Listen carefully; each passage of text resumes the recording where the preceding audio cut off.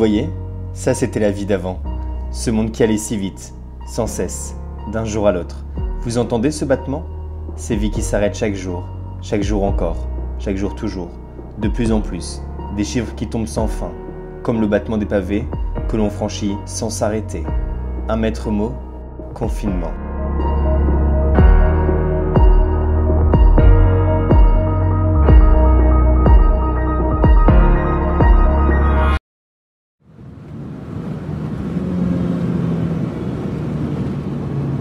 Nous sommes en guerre. En guerre sanitaire, certes. Nous ne luttons ni contre une armée, ni contre une autre nation. Mais l'ennemi est là, invisible, insaisissable, qui progresse. Et cela requiert notre mobilisation générale. Nous sommes en guerre.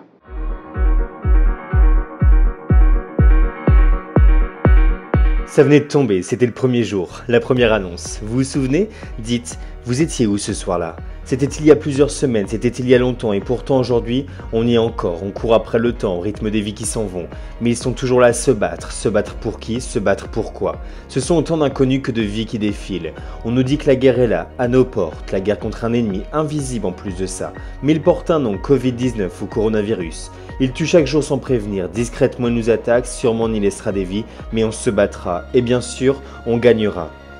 Il y a la première ligne, comme on aime les appeler, ceux qui y font face chaque jour, des heures durant. Ils sont là, peu importe l'heure, peu importe le jour. Ils nous sauvent, nous rendent service, nous protègent, nous préviennent. Cette première ligne qui est là pour nous maintenir en vie. Toujours ils nous répètent, restez chez vous. C'est le maître mot. Oui, c'est sûr, chez nous c'est peut-être petit, on tourne peut-être en rond, mais c'est tellement mieux que chez eux. Dans ces couloirs blancs, pleins de vie, pourtant la mort est bien présente à chaque instant.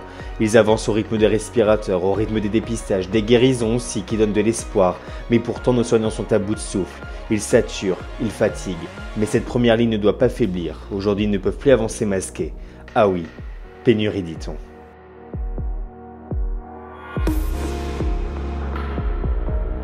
Le monde est dangereux, plus dangereux peut-être qu'il ne l'a jamais été. Les douleurs se font sentir minute après minute, mais c'est un combat de longue haleine à coups de renforts militaires.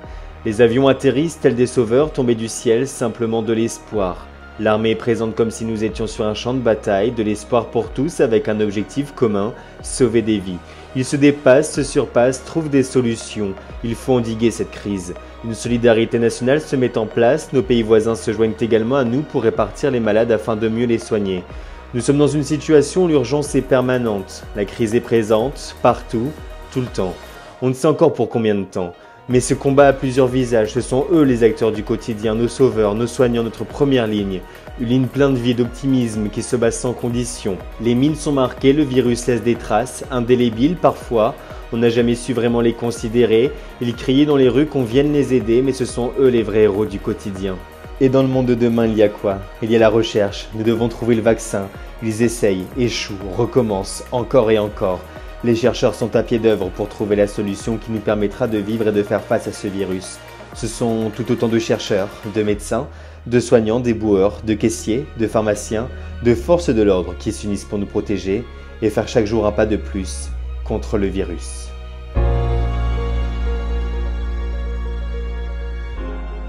Et puis chaque soir à 20 h, les fenêtres s'ouvrent sur le reste du monde. Un élan national s'est mis en place, une chaleur humaine, celle des gens de l'intérieur, qui ont pour légende l'extérieur. Ces applaudissements pour le sacrifice, pour les risques, pour le dévouement. Un simple merci de la société qui a besoin de héros pour rester debout.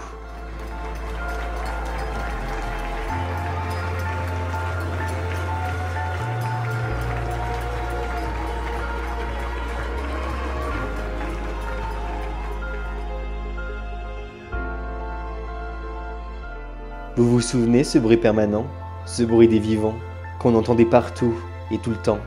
Il a totalement disparu. La nature reprend ses droits parce que nous sommes aux abonnés absents.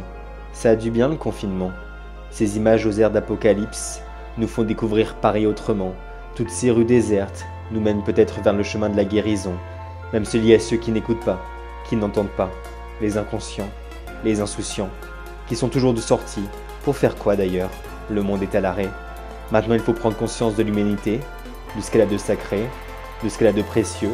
Chaque jour des gestes barrières. Pourtant, cette guerre n'a pas de frontières. Et dans le même temps, la France pense ses blessures. La France pense ses morts. Et demain c'est quoi? Et demain on fera quoi? Demain c'est la solution. Pour le moment on se voit de loin, de là où on ne risque peut-être rien. On ne sort pas pour s'en sortir. Pour combien de jours?